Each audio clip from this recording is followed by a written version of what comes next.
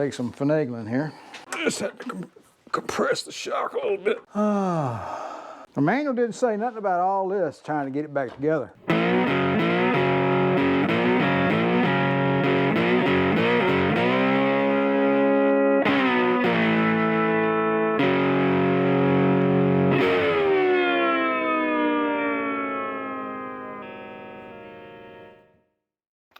All right, we're back at it. We're making preparations to get this rear trailing arm back in the car. Had to get this energy suspension polyurethane bushing here into this end link component for the rear sway bar, and this rascal would not go in there. Basically, I was just trying to force it in with the vise there. Key to this, cheat. Where is it at? Here we go.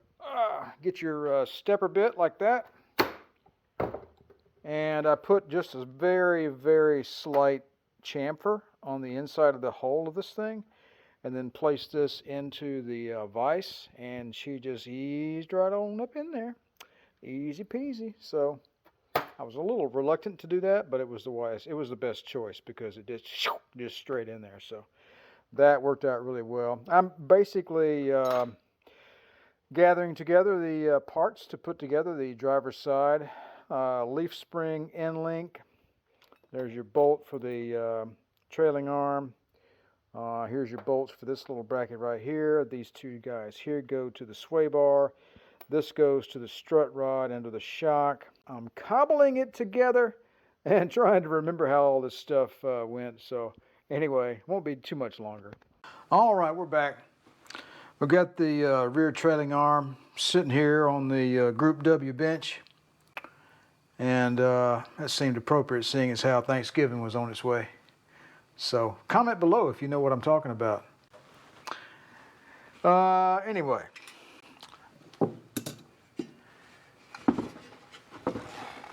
So this thing is not exactly light.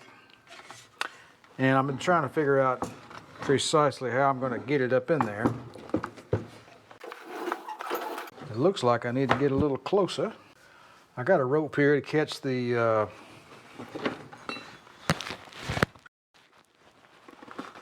back end. Let's see, let me try to put this end up in here first like that.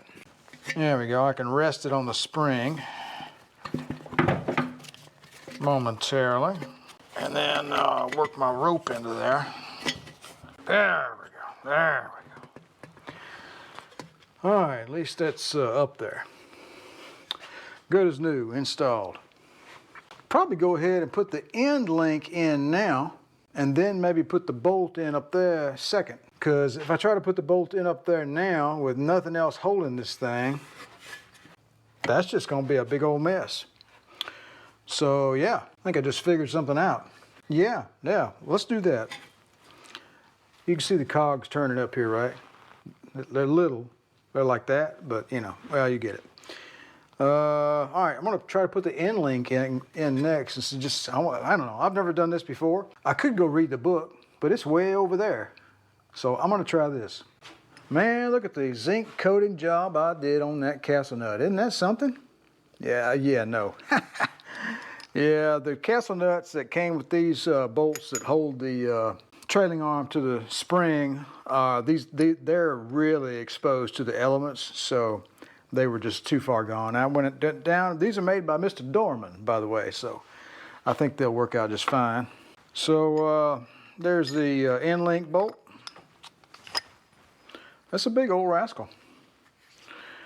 And that goes down in there like that. Then you have the washer, and then you have the bushing. And the bushing sits on that little cup that we welded in there, but you can't see it, so don't worry about it. So I'm gonna set that in there on the cup and get that into position. All right, let's see what we can do here. Well, we don't need that. We just need to get that bolt through the hole here. There we go. May have to lower this rope. Let's see here. Yeah, okay. Get that up there like that. Yeah, we're gonna have to lengthen this rope. It's hanging too high in the air. All right, we got it figured out there. I just had to loosen that knot up a little bit, precariously. And why is this beveled? I mean, what's the goal there? I don't know. Anyway. Anyway, we got that loosened up, so we should be able to make this happen now. Get that bushing underneath there. Drop stuff. All right, I got this thing up in the air a little bit and gave myself a little working room here. Let's see how this goes. Got our refurbished strut rod, and we got our original strut rod adjustment bolt. If you recall, we made a little dot right there, and it lines up with that outside dot there. Got a little whoop-de-doo, as they say. I'm going to take that out of that. Let me go get the grinder on that. All right, this had gotten twisted at some point, and it actually deformed the metal outward that way, and it was just making our life difficult. So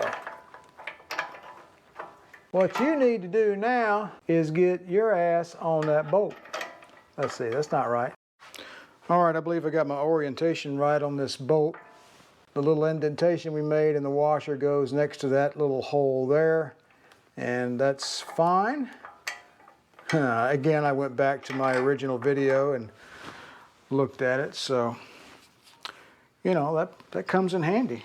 Get ourselves a little grease here, a little super lube on the inside of our bushing, and a little dab on the outside here of the polyurethane where it goes between that frame. And let's see, let's get our little washer orientated correctly. There we go, got the little dot right there. Not that it really matters right now. I just wanted to, you know, get my brain wrapped around the proper orientation. That is completely unimportant about the orientation of that bolt. All we need to do is right now is support this thing. So let's get that in there next. And I've got this little elbow shaped thing here. And that goes in here. Let's see, there's a flat on it right there, and there's a flat right there. So that's pretty simple. Whoops, gotta put that in there. Oops, gotta put some grease on it. Just screwing up by the numbers. I tell you what, just, you know, steps. There's steps here, Harris. Let's get some grease down in there too. Anti-corrosion coming up. I think we need to adjust that center part there a little bit. Let's see what that does.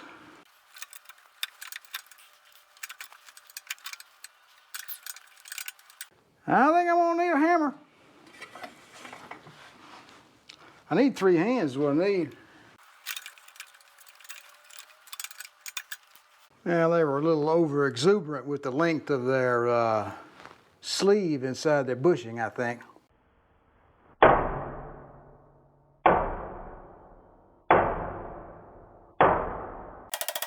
See there, I had to ruin my damn paint job just to satisfy some goofball that thinks, you know, it's got to be tight as crazy, you know. Anyway, just quit complaining. All right. That was a snap. That was the easiest thing I ever did. All right, so we got some semi-support there. Go ahead and get that castle nut on there, hopefully. Hopefully if I didn't booger up the threads too badly. No, that's fine.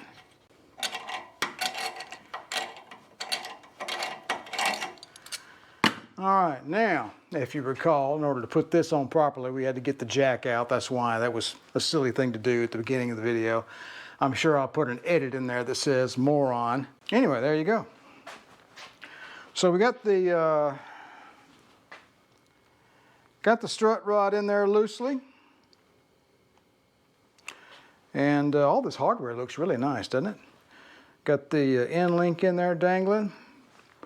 And basically I can take the ropes out now because I got that in there and it's resting in there. So, you know, I can take the ropes out now. All right, I'm gonna do a little head scratch and figure out the next step. I'll be back. All right, here we go. I've already put the bolt in. There's no real way to film that. So, you know, the bolt goes way back in there and Actually used a combination of a magnet and one of those spring-loaded grabber tools to finagle it into position, and got it all the way through there and got the castle nut on there. Not very exciting, but couldn't really film it, so putting in the shims next. So I've got the inboard shims already in place, and I'm going to put the outboard shims in here. I labeled them driver out. So basically that just goes over the bolt, and then you've got a big humongous cotter pin that goes through right here all the way across there. So that's all there is to it. I just need to get in there and make sure that I get this situated properly, and I just need a little bit of light. No, I don't have a proper flashlight, and it is dark back in there. That is going to be a royal pain. So probably have to do these shims one at a time, scoot it over, drive it in there until it tightens up. So I'll probably take this stack apart. There's only 2 on it. I'll get one in there and probably have to basically what it'll do, I think it'll compress that bushing some. So yeah, this is going to take a lot of finagling, so but you get the idea. So I'm going to go ahead and do this off camera, and I'll be back in a little bit. All right, I've been busy. I didn't video that, got kind of carried away, and got the jack out, raised up the spring. Got to put this clamp on there to keep your board from sliding that way. And if your eyes may or may not be deceiving you, depending upon how many weird things you've been taking. But it does look a little cattywampus, doesn't it? Of course, this Gymkhana stuff is not affixed to the setup yet, and the axle is not in there yet. So I'm assuming the axle will do part of its job to position this whole thing. Seems like it needs to tilt that way a little bit, and this is anyway. So nothing's tight, by the way. None of these bolts and nuts and everything. I haven't tightened anything down, so it's just getting everything into place. And then once we get it to where we think it ought to be not cattywampus anymore, we'll tighten it all up. So anyway, I think up next I'm probably going to go ahead and try to put this mount for the rear sway bar on. Okay, I had to jack the leaf spring back up and take this back off and get it loose and take that bolt back out of there, because I can't get this little guy in here without, you know, with that in the way. So anyway, that's kind of where we're at. We get to start this little part over, I guess you might say. That's at an angle. Why does everything have to be so difficult? So this means what? We pull down, push up. I guess, yeah, that's what we'll do. Get that out of there. All right, let me lift this up, get this bolt out of the way, and yeah, you get it. All right, that was a little annoying. I just basically pressed up on that, it came up. So should be able to get this guy in here now. So that goes up there like that, and it screws into this thing. And let's see here.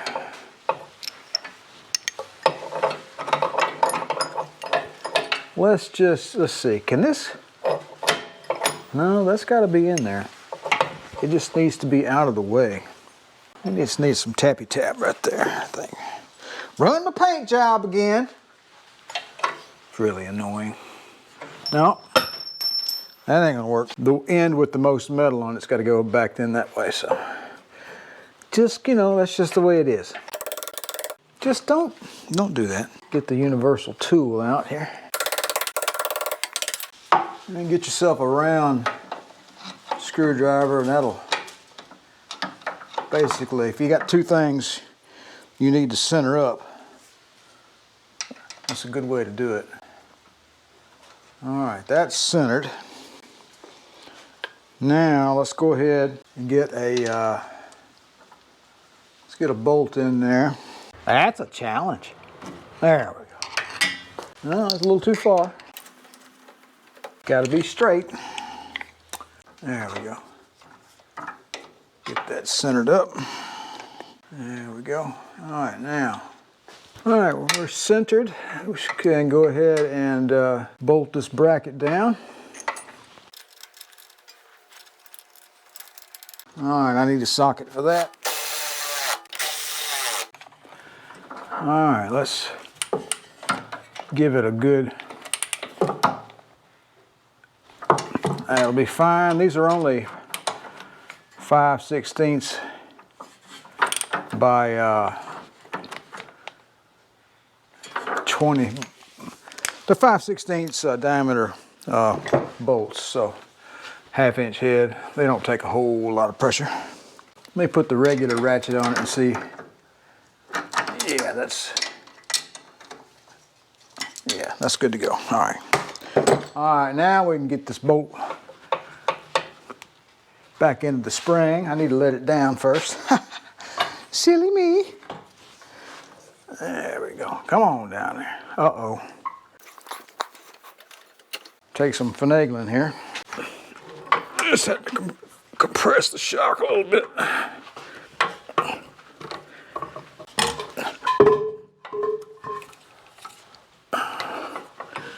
Now I'm going to have to lift the spring up to make that happen. The manual didn't say nothing about all this, trying to get it back together. Now let's see if that'll line up. There we go. There we go. Now we go. Well, that wasn't hard at all. All right, now we can let the shock down. No, not down, up, fool.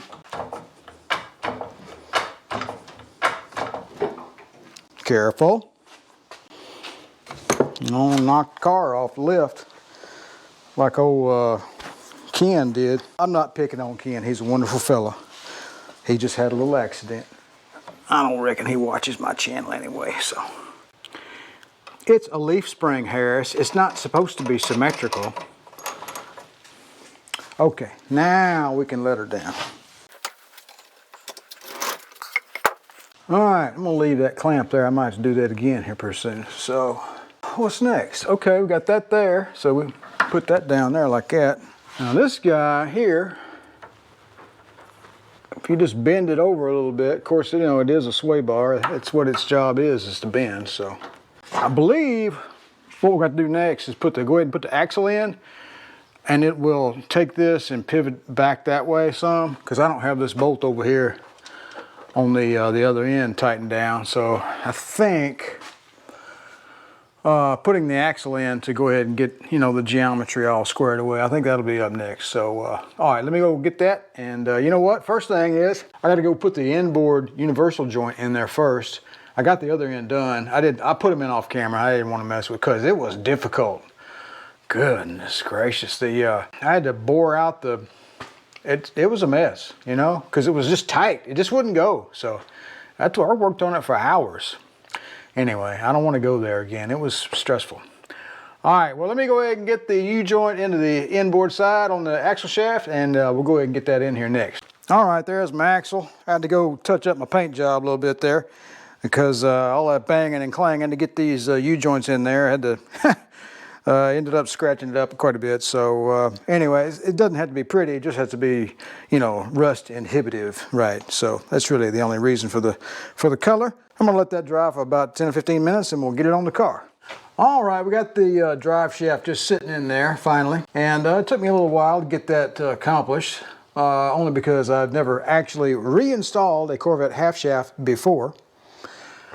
So if you had to do it, the orientation you would want would be to have the exposed U-joints on top and bottom, bend the axle shaft downward like this, slip them into position, bring this up, tilt this part back like that so you can get it over that castle nut that's on the trailing arm, and then you can tilt it back and get it in there. It's kind of a finagly thing, but after a few minutes and dropping one of those bearing caps on the floor and finding all the needle bearings and putting them back in very carefully after cleaning them all, it was a snap.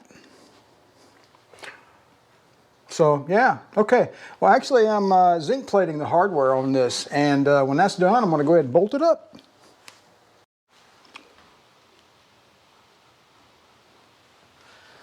Looks pretty good. Now if I can get it on there. Lock washer. Of course, just got it on there loose. Guess I could pivot the axle to get the other one on there, huh? Careful. Come on now. Give me some threads. There we go. I hear the fan kicking on the little power supply over there. Finishing up the plating on the bolts that go on the wheel side. And once we're done bolting this thing down, we'll go ahead and grease these U-joints. Can y'all even see anything? Probably not.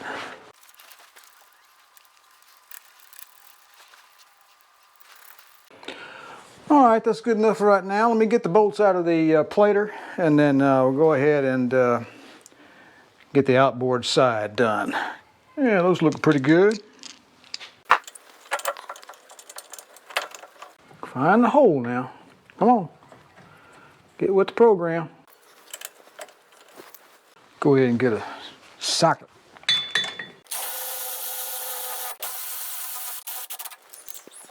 Oh yeah. Oh yeah, that's nice. What about you, last bolt? You gonna be a problem? Just pulling that trailing arm in a little bit like that, you know, so. Let me go ahead and tighten these up on the differential side. I'll be right back. Well, let's see what we can do here. That's not lining up, is it? Do I need to push it the other way, maybe? Let's just not worry about it right now. We're just gonna force it in there.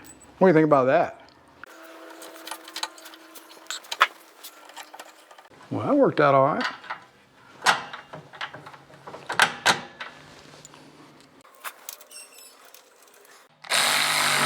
All right, that looks pretty good.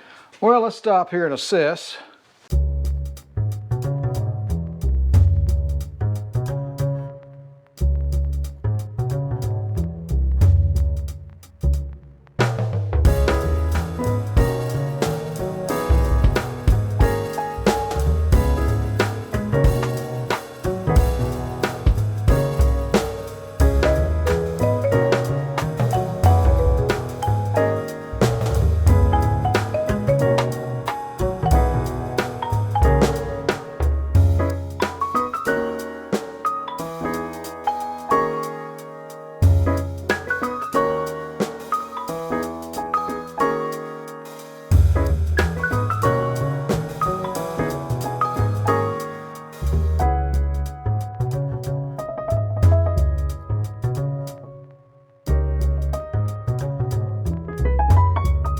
If you go back and look at part 1 and part 2 of this video series, I think you would agree that it's looking pretty good underneath here. Got the spring on there. I haven't tightened that down or put my cotter pin in there yet. I can't recall what the torque setting's supposed to be on that. So anyway, so we got the Gymkhana bolted up. Got the shock bolted up. That shock was branded as a TRW out of Rock Auto. And I peeled the TRW sticker off, and it's a KYB out of Japan, so, which is fine. And then we got the trailing arm in here, and clearly the bolt is in here, but it's not tightened down either. So again, I'm probably gonna leave this right here, not tighten anything down, and then I'm gonna go move on to other things once I get the passenger side assembled and installed onto the car. Then I'll go through everything and torque it all down and get the geometry right. One thing I haven't talked about is those parking brake cables right there, dangling down. They're just nasty. They got to be cleaned up. I don't think there's nothing wrong with them. I don't think the cables are stretched or anything like that, but they just need to be cleaned up. All right, folks, well, it looks like the major bits and pieces of the driver's side rear end of this old Corvette are basically done. Really just need to clean up the parking cable, tighten up all the hardware, do eyeball alignment, probably just move on to the other side. I still have to assemble the passenger side trailing arm. I've got the passenger side half shaft or drive axle soaking in the evaporust now. I just got through disassembling it and taking all the U-joints out. All right, if you're having trouble with stubborn U-joints that just won't come out, or no matter how much pressure you put on this end, you can't get this guy out. So, you know, there's an easier way. All right, the next thing you're going to do, come in here with your big old cold chisel, stick it in that groove you just made, and tap it on off of that with a great big hammer. Yeah, I just now got around to that, so been pretty busy around here. But I will have to say that I'm pretty happy with the results so far. Hey, listen, I think I'm going to wrap this video up. It's going to be a short one this weekend because we're coming into Thanksgiving here in the U.S. and, well, that's a pretty special time, so we're probably going to be taking a little time off around the garage here. So, hey, I appreciate you guys stopping by the channel, though. Don't forget to hit that like button for me, and if you'd be so kind, please subscribe and possibly share the channel with other car enthusiasts that you may know. You folks take it easy and remember to be safe during the upcoming holiday season.